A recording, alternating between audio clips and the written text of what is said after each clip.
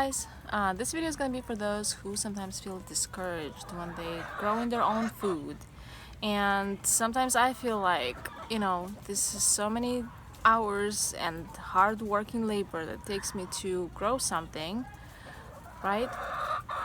And like the amount of food I grow, how much it costs. If I would be working at work, doing way easier work, I could be making like for the I could make more money even with the like low paying job to buy more food than I can grow in this time, right? So sometimes it feels discouraging.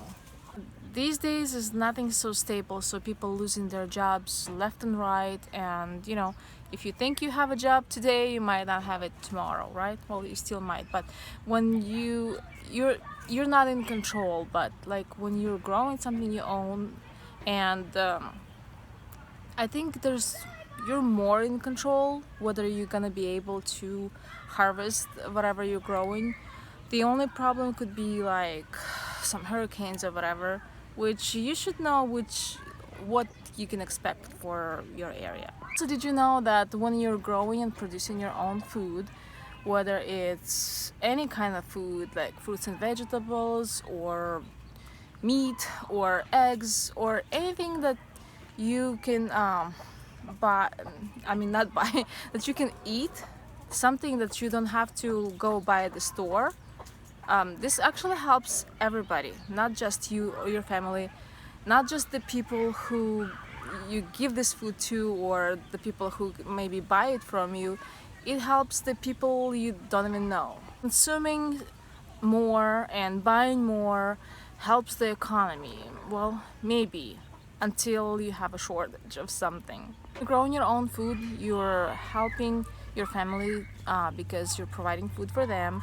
You might be selling food to some other people if you grow too much of something, so you're helping them to have healthier food and than if some food that's been sprayed with who knows what.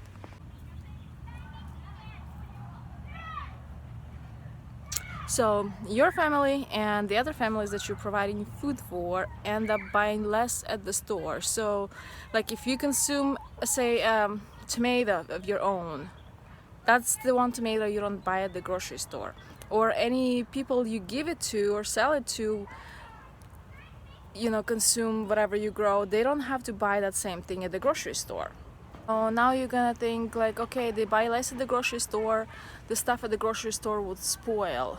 Well, maybe if they mismanage it, but a lot of stuff that otherwise would be sold that doesn't get sold is going to food pantries for the people in need. So like it helps people, like that the money that they would otherwise have to spend at the grocery store and then not being able to pay some of their bills, maybe their rent, mortgage, or whatever else bills they get, right? Instead of this, they can go to the food pantry, get that food, and buy less food at the grocery store and use those money to pay their bills. So this way it's good for everybody when people pay their bills on time. So because of people growing their own food, they buy less food at the grocery stores. There's more food at the grocery stores that's left for everybody else. So the more food is in the grocery stores, the less the shortage it is. So it benefits everybody, especially those who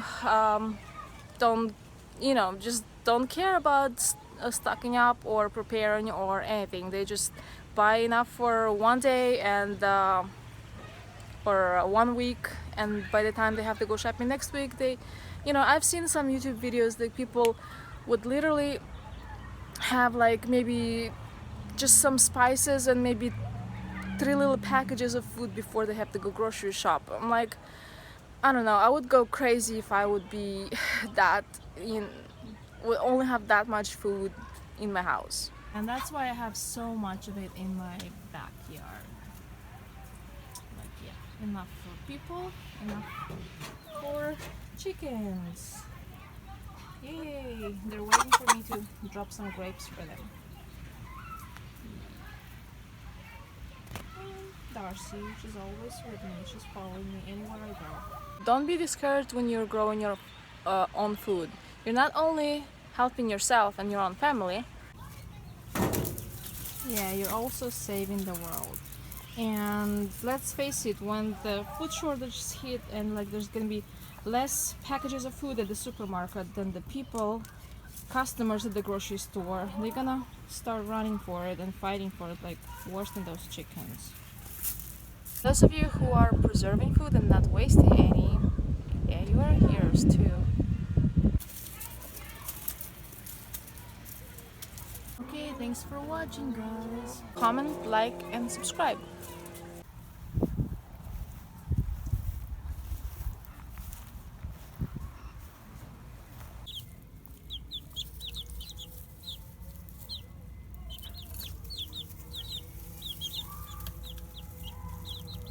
I planted some new potatoes just about 2 weeks ago.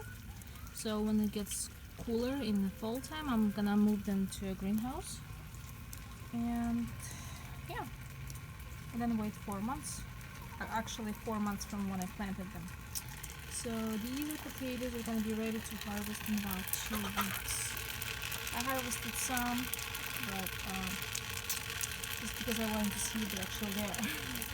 But yeah, these are getting yellow a little bit, so I'll harvest them in about 2-3 weeks. So this is grapes, a lot of it.